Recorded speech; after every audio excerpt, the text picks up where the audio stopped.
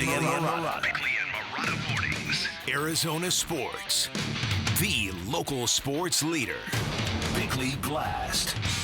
There are bigger stories than Kyler Murray. In fact, yesterday a reporter asked Bill Belichick if he was coaching for his job this weekend. Now that's something you never expected to hear. There are also bigger quarterback returns than Kyler Murray, namely Aaron Rodgers, who might make a semi-miraculous return in time to lead the Jets on a Super Bowl run. But in the confines of State 48, this is a pretty big deal because there are haters, and you all know who you are. And they're already warning us that Modern Warfare 3 drops on Friday, which means Kyler Murray will surely be distracted. And then there are the people who still make fun of his height and his wardrobe and his study habits, and the list goes on and on. There's also a chance that Murray will not resemble the previous dude by design, because there's a chance they will have him confined to the pocket, at least in the early stages, confined to making plays with his arm. But I still think we are going to glean a great deal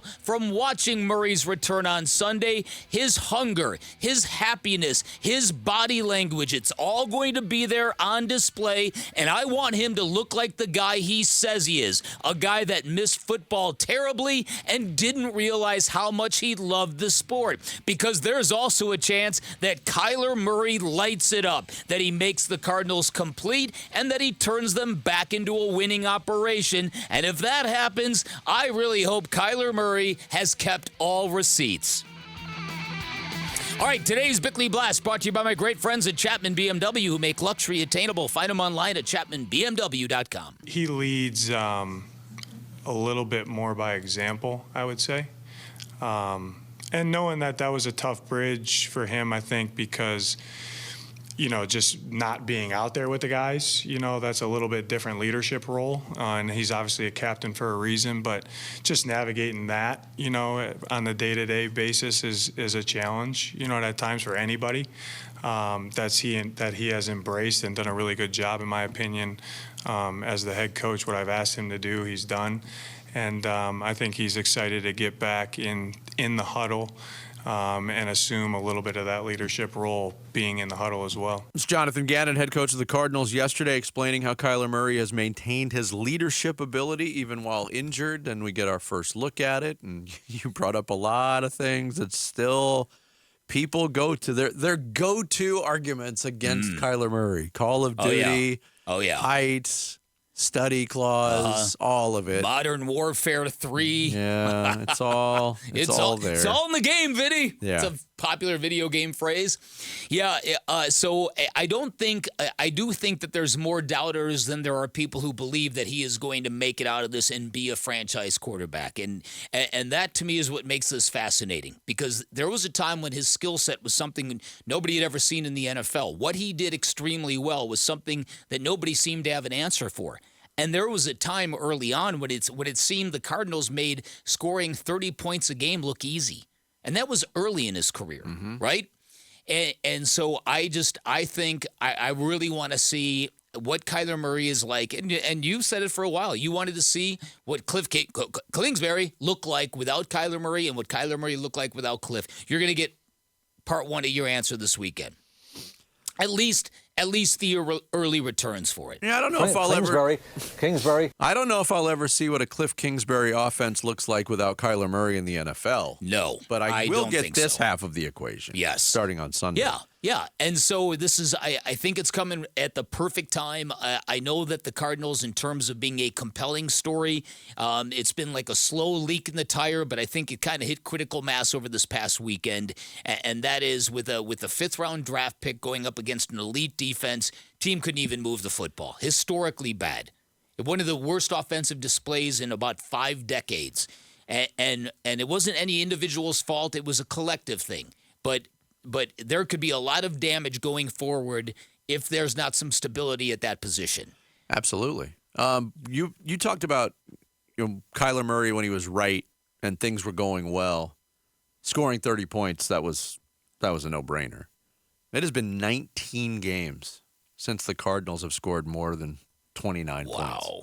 The last time was the Thursday night game last year against the Saints. They scored 42. That was the first time they had gone over 40 points in Cliff Kingsbury's tenure. And since Kyler got hurt, 13 in that game, 15, 16, 19, 13 to wrap up the year. Then 16, 28 twice in a row. Mm-hmm.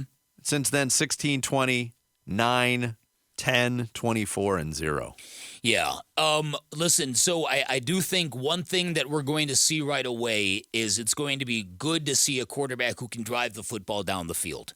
Mm-hmm. Because even Josh Dobbs at his best kind of had I won't say a jello arm, but it wasn't strong. It wasn't a drive the football down the field kind of arm. Kyler Murray's got that arm talent. You saw the accuracy issues when he did try to drive the ball down the field, especially early on in Josh Dobbs' tenure at the beginning of the season. A couple of long shots to Hollywood Brown just never materialized because the throws were inaccurate. That is something. I mean, I went back and I looked at some of the Pro Football Focus numbers about how ugly Sunday was in Cleveland. Cardinals' lowest offensive grade of the season, not surprisingly, 34.5. It was 21 points lower than their previous low grade of the year. 21 points. Wow. It was the highest single grade for the defense as a collective this year. So if you want to examine if this continues, that separation between offense and defense can bury locker rooms. Mm-hmm. Clayton Tune threw only 3 of his 20 passes more than 10 yards down the field. Yeah. 10 yards isn't even. But he had never had time. He had never had any time to do anything. He was 1 of 3 for 14 yards and a pick on those 3 throws. Under pressure, he was 1 of 7 for 1 yard and threw 2 more interceptions. I give him credit for not just walking out the locker room door and out in the parking lot at halftime. Burns and Gambo asked Jonathan Gannon yesterday, what is Tune's demeanor? Is he beaten after yesterday's game? No, he's good, man. This guy, that's why we drafted him. He's got major confidence and knows that he needs to keep working on his game, but he didn't blink at all. When it wasn't going well, he didn't blink. He was getting the adjustments. He battled in there all the way until the horn went off. But I was proud of him, and trust me, like he's gonna do well for us. I go back to last week, and I say this tongue in cheek and with a little bit of a sheepish grin. I remember Jonathan Gannon's comments last week. He's gonna get in there and let it rip. If that was letting it rip, holy moly! Oh yeah, no, there was no ripping going on. No, yeah, and I was a little. I thought because we saw him do that in the preseason, he was pretty fearless in delivering the football. Yes, Clayton Tune was. He just didn't have didn't have a chance. Are you suggesting that preseason football is different from regular season football? I am.